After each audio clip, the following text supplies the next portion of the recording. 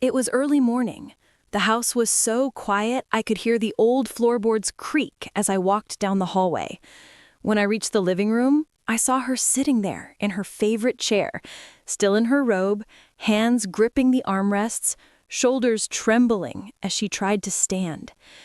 Her breath came out sharp and shallow, like even the effort of rising had stolen her air. She pressed down harder, her knees stiff, her face tightening in pain. And when she finally pulled herself up, she let out the heaviest sigh.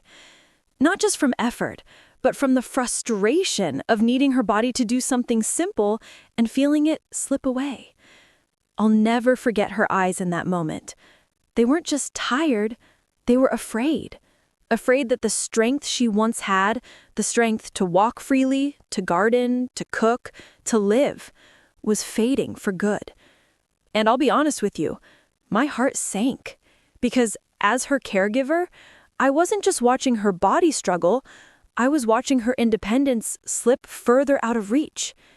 I remember standing there, thinking to myself, is this how it begins? Little by little? Until one day she can't get up at all? That was the moment I knew I couldn't just sit back. I had to find something, anything, that could help her hold on to her strength, her energy, her dignity. And that's exactly what this video is about. Because here's the truth, not every so-called healthy choice really helps seniors. In fact, some of the things we've been told for years, even the foods we're told to rely on, don't always work the way we hope. And sometimes it takes a simple shift, something affordable and almost hidden in plain sight to spark real change. So, if you've ever worried about losing your energy, if you felt the stiffness creeping in, or if you're caring for someone who's slowing down more than they'd like, stay with me. By the end of this story, you'll know about one small, realistic change that helped her rebuild her strength. And it might just help you too. This isn't about magic pills, expensive supplements, or false promises. It's about something real, something I've seen with my own eyes. But before I tell you what it was, I want to take you back into her daily life, into the quiet moments of struggle that led us here. Because to understand the solution, you first need to feel what she was going through. And that's where her story begins.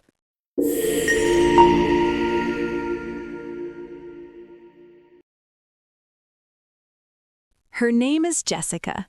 She's 75 years old, and to this day, I still think of her as one of the most warm-hearted, quietly stubborn women I've ever met. She has this way of smiling that makes you feel like you're the only person in the room, even on the days when her own energy was almost gone. Before her health began slowing her down, Jessica had lived such a full, busy life. She raised 3 children, kept a lively home, and worked part-time as a librarian for over 20 years. She loved books, mysteries especially, and she loved music. For decades, she sang in her church choir, her voice strong and steady. She was the kind of woman people relied on, dependable, cheerful, always the first to bring food to a neighbor in need. But by the time I came into her life, things had shifted. She'd been a widow for about 10 years, living alone in a modest but warm little house. The shelves are lined with family photos, grandkids in graduation caps, wedding pictures, little ones with frosting on their cheeks. It's a home that tells you she's loved deeply and given so much. And yet, there she was, spending more and more time indoors, curtains half drawn, her cane always leaning nearby. Jessica would often say things like, "I don't want to trouble anyone," or "I'm fine, really." But I could see the truth in her posture, the way her shoulders slumped, the way her voice sometimes trailed off mid-sentence. She tired so easily. Even simple things, making tea, walking to the mailbox, left her winded. Her knees were stiff, her hands ached, and she often described her mind as foggy, like she couldn't think as clearly as before. I'd been helping her for almost 3 years at this point. By then, she felt like family. I'd grown to love her humor, the way she'd joke about her stubborn knees or laugh at the old reruns she still adored. But behind that laughter, I saw her frustration. I saw her fear of becoming a burden.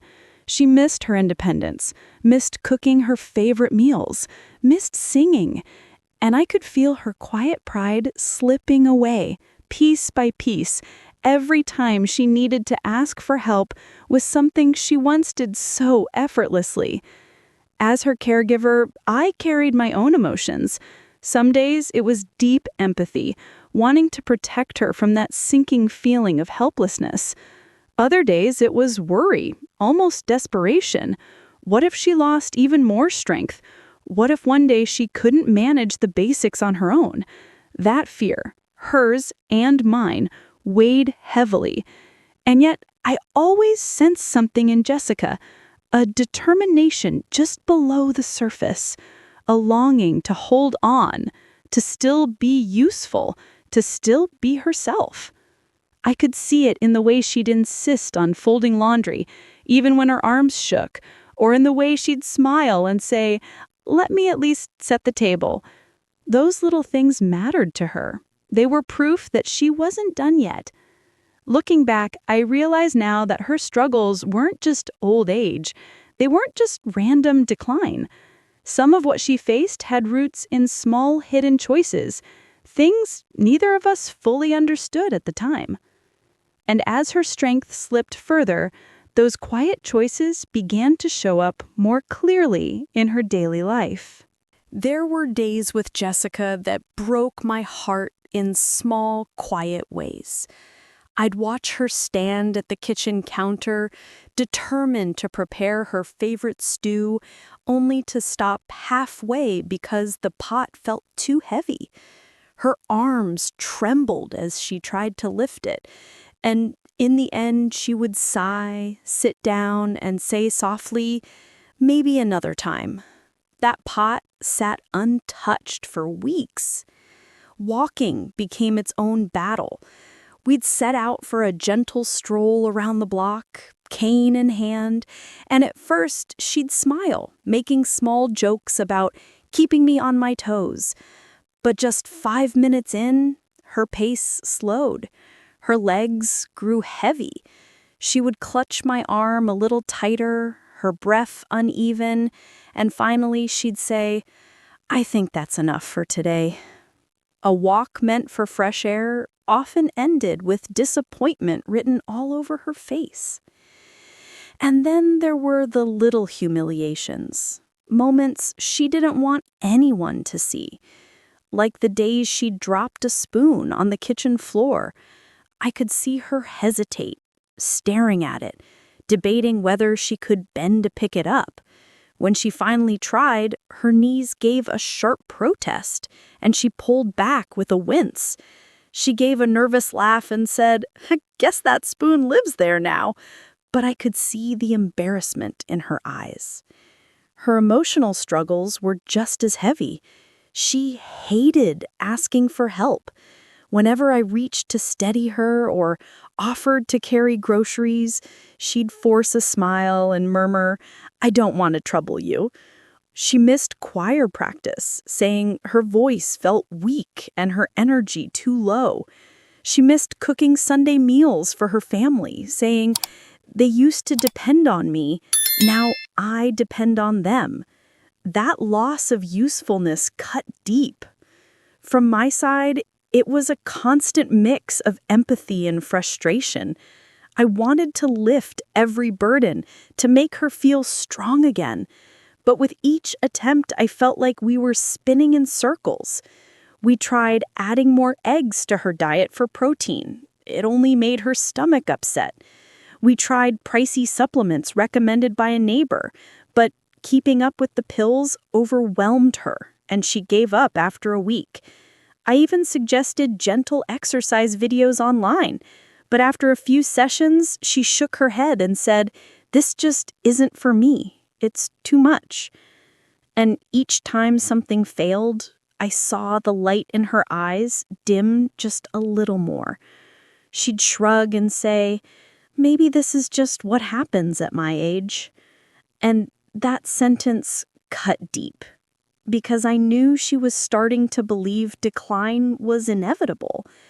For me, those words were like a challenge, a quiet dare not to give up, because deep inside, I refused to accept that just old age was the whole story.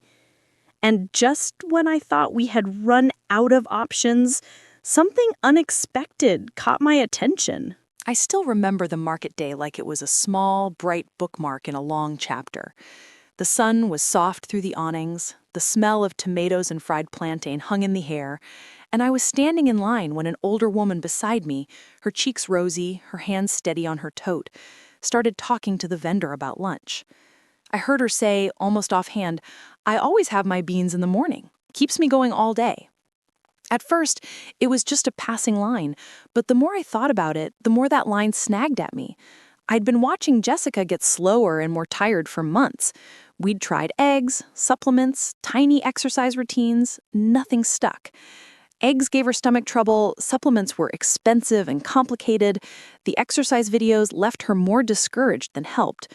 Something in that woman's simple confidence, "keeps me going all day," felt like the kind of quiet truth I ought to explore. So I started to pull threads.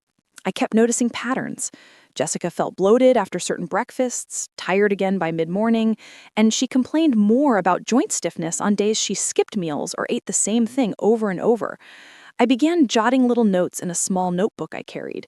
Times she seemed more tired, what she'd eaten the night before, how long she'd slept. The notes were nothing scientific, but slowly a pattern emerged. The mornings she had heavier, more balanced meals. She seemed to have steadier energy through the day. I wasn't satisfied with anecdotes, so I did the kind of searching a practical caregiver does. I read a few trusted articles, scanned a couple of caregiver forums where women shared real-life tips, and even called our community nurse to ask if trying a low-cost, high-protein staple could be safe for someone Jessica's age. The nurse was kind and measured. She didn't promise miracles, but she said trying a realistic, food-based option and watching for changes was reasonable, as long as we kept an eye on digestion and existing medications. That cautious approval felt like permission to try. Back home, I told Jessica about the market woman and the notes I'd been collecting. She pursed her lips and raised an eyebrow. "Beans?" she asked, amused. "Beans are nothing new to me." Her voice carried a little skepticism. She'd been through so many solutions already, but there was also that glint of curiosity I'd seen before, the one that made her insist on setting the table or folding the napkins, even when she felt weak. We decided on a small, honest experiment. For the next couple of weeks, we'd introduce a simple portion-based habit of a cheap, protein-rich staple, cooked beans, into one meal a day. Not a dramatic overhaul, not a fancy supplement, just a gentle swap and careful watching. I was cautious. I felt both hope and an almost embarrassing nervousness. What if it did nothing? What if it made her uncomfortable? What if we were fooling ourselves again? The day I cooked the first pot, the kitchen filled with the warm, homey smell of stewing beans. The steam rose against the window, the spoon clinked softly in the pot. Jessica sat at the table watching me, hands folded, a polite little smile on her face, as if she were both humoring me and humoring herself. She tasted a spoonful, chewed slowly, and said nothing at first. Then she gave a small, surprised hum. "Huh," she said, "that's nicer than I expected." That was the day we made a small promise to each other. We'd try this together, honestly and patiently, for a little while. Neither of us knew if it would change anything, but I felt, quietly, stubbornly, that we'd found a thread worth pulling. We didn't change everything that afternoon. We simply agreed to begin. And with that promise, we stepped into the next chapter, the careful, day-by-day work of trying something new and watching what it did. The first week felt like stepping onto a path we weren't sure would hold our weight. On our first shopping trip together, I pushed the cart slowly while Jessica leaned lightly on the handle. We stood in front of the shelves longer than I expected, squinting at labels, debating which beans were cheapest, which looked too hard to cook, and which ones she claimed she used to eat back in the day. She wrinkled her nose at some, laughed at the packaging of others, and in the end, we picked a simple bag. Plain, affordable, nothing fancy. Back home, the kitchen became our testing ground. The first meal was clumsy. She poked at the beans with her fork, muttering, "I don't think this will do much." I sat with her, eating the same portion, trying not to push too hard. That first week, the portions were small, more about habit than healing. And truthfully, some mornings she forgot altogether. A couple of times I found her reaching for her old white bread and jam instead, sheepishly admitting, "Just this once." I didn't scold her. I reminded myself this was about patience, not perfection. By the second week, something subtle began to shift. Not every day, but enough to notice. One afternoon, she stood up from her chair without the usual pause, her hands not pressing so hard on the armrests. She stopped mid-motion, looked at me, and chuckled softly. Well, that was easier than yesterday. It was such a small thing, but I felt my chest tightened with quiet pride. That night, when I washed the dishes, I whispered to myself, every small step counts. We tried different recipes, too. Sometimes the beans sizzled in a little garlic oil. Sometimes we mixed them into soups.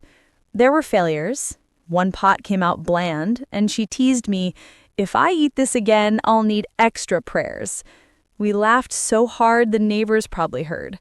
Those kitchen moments mattered just as much as the food.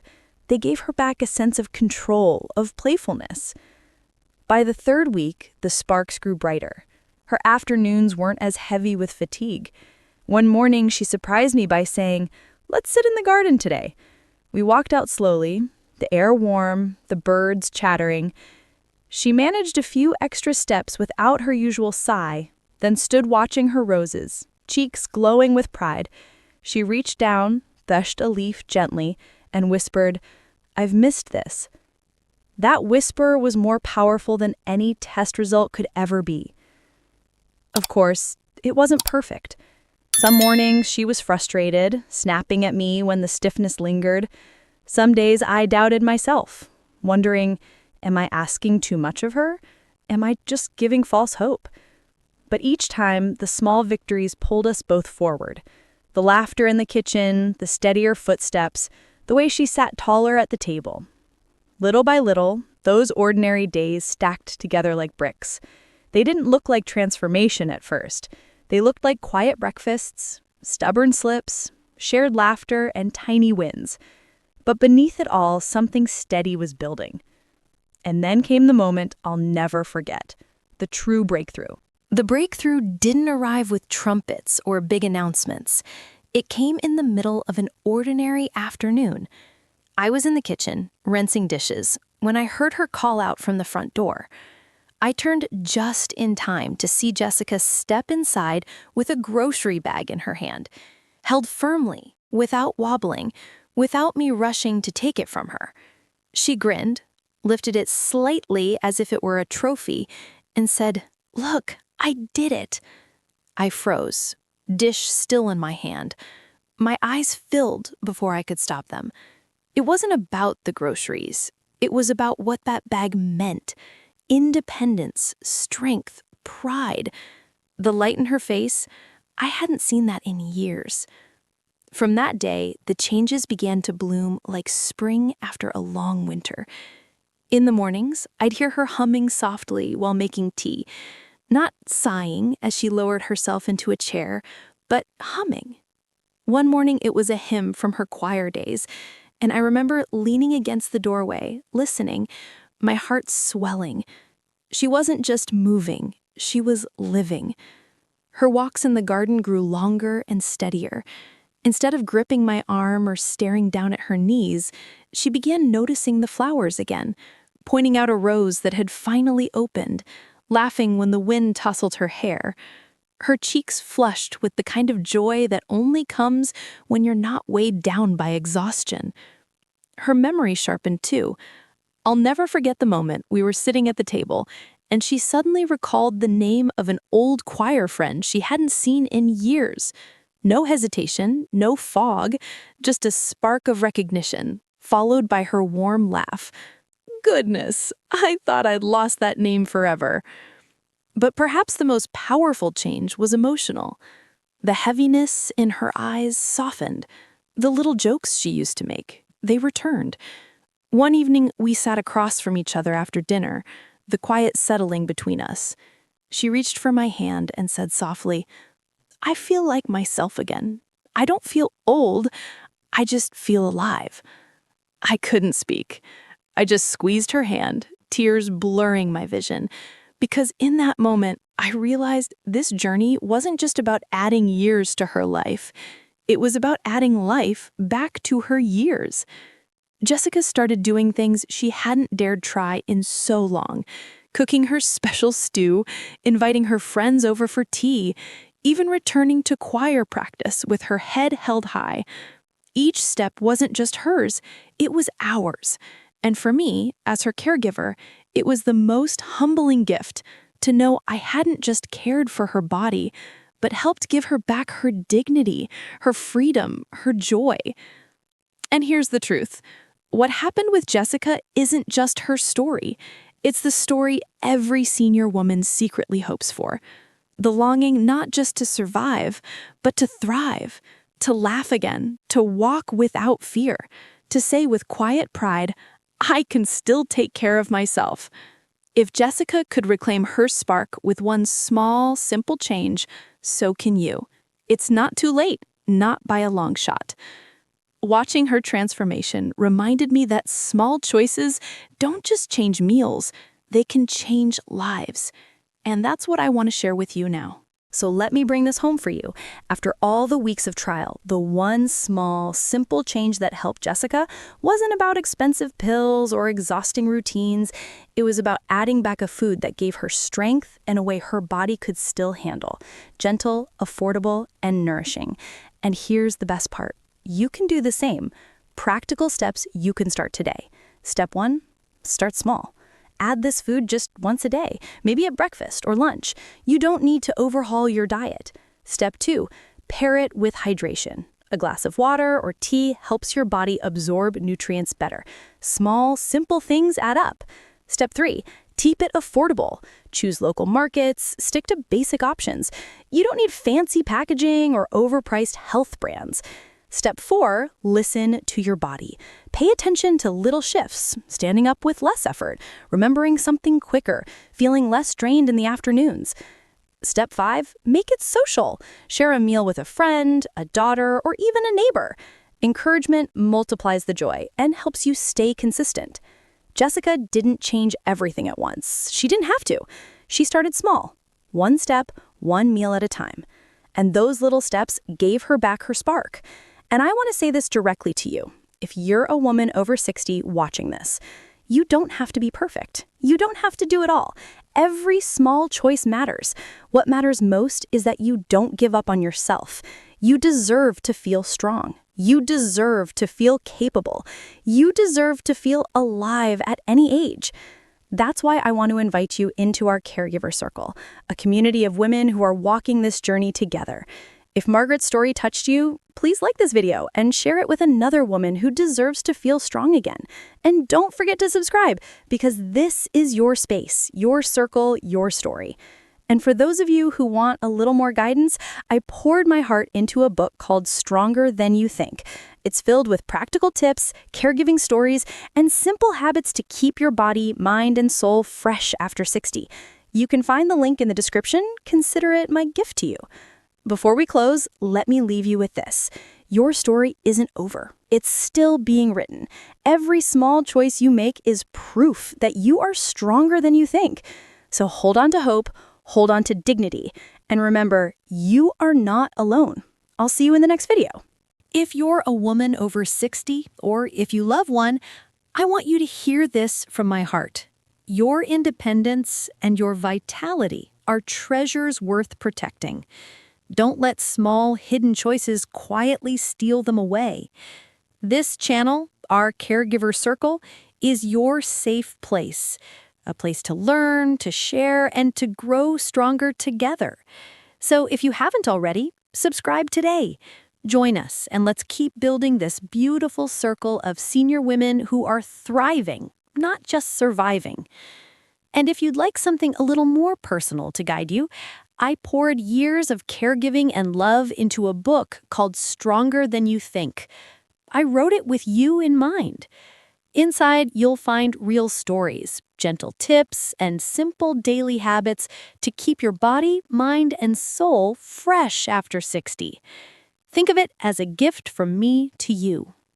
You'll find the link in the description below.